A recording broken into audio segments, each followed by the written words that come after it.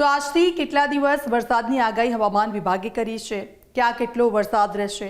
ક્યાં red alert જાહેર કરવામાં આવ્યું છે? ક્યાં યલો એલર્ટ આપ્યું છે? એ તમામ જાણકારી હું આપને આપીશ. આપ જોઈ રહ્યા છો ઝી 24 કલાકનું ડિજિટલ પ્લેટફોર્મ. હું છું આપની સાથે દીક્ષિતા. વિંડીના માધ્યમથી સમજીશું કે કઈ જગ્યા પર વરસાદનું જોર વધારે રહેશે, કયા કયા વિસ્તારોમાં હવામાન વિભાગ તરફથી એલર્ટ આપવામાં આવી છે. આપ જુઓ, બે સિસ્ટમ છે તે સક્રિય થઈ છે. એક તો સૌરાષ્ટ્રની તરફ આ સિસ્ટમ છે, આ સૌરાષ્ટ્ર બાજુ આ સિસ્ટમ સક્રિય થઈ છે અને તેની અસર સૌથી વધારે છે દ્વારકા છે, જામનગર છે, કચ્છનો જે વિસ્તાર છે, માંડવી છે, ગાંધીધામ છે, તે તરફ જોવા મળશે સૌથી વધારે. સાથે સાથે બીજી એક સિસ્ટમ હું આપને બતાવી જાઉં કે જે દક્ષિણ ગુજરાત તરફ એક્ટિવેટ થઈ છે અને તેની સૌથી વધારે અસર ભરૂચ છે, સુરત છે, નવસારી છે, તાપી છે, વલસાડ છે, વ્યારા છે, ત્યાં જોવા મળશે. એટલે કે રેડ એલર્ટ આજે 7 જેટલા જિલ્લાઓ છે ત્યાં આપવામાં આવ્યું છે. વિસ્તૃતમાં આપણે સમજીશું કે કઈ કઈ જગ્યાઓ પર કઈ સિસ્ટમ એક્ટિવેટ થઈ છે ને તેના કારણે શું પરિસ્થિતિ થવાની છે. આપને ખબર જ હશે કે સૌરાષ્ટ્રમાં અત્યાર સુધી સૌથી સારો વરસાદ વરસી ગયો છે. મેઘ કહેર સૌરાષ્ટ્રમાં જોવા મળી રહ્યું છે. ઘણા બધા ગામો એવા છે કે જે સંપર્ક વિહોણા બની ગયા છે.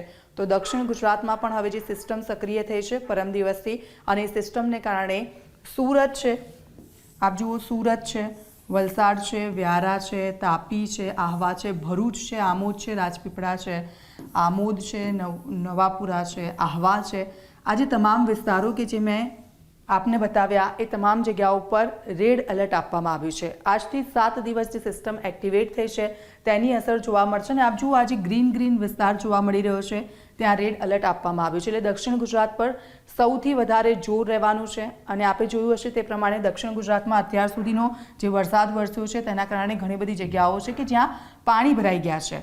હવે બીજી વાત કરીશું આપણે સૌરાષ્ટ્રની. સૌરાષ્ટ્રના જે વિસ્તારો છે ખાસ કરીને કે જ્યાં રેડ એલર્ટ આપવામાં આવ્યું છે. ને આ જુઓ, એક આ સિસ્ટમ આખી એક્ટિવેટ થઈ છે અને આ જે સિસ્ટમ છે એ સૌરાષ્ટ્રથી કચ્છ સુધી જોવા મળી રહી છે. એટલે કે બપોર બાદ કચ્છ સુધીના જે તમામ જે વિસ્તારો છે તેને આવરી લેશે.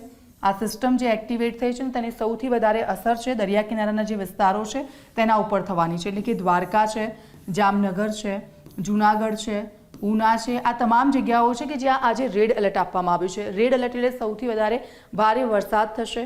અને અત્યાર સુધીનો સૌથી સારો વરસાદ સૌરાષ્ટ્રમાં જોવા મળ્યો છે. અને સૌરાષ્ટ્રમાં જે પ્રકારની પરિસ્થિતિ છે, કેટલાક ગામડાઓ સંપર્ક વિહોણા બની ગયા છે.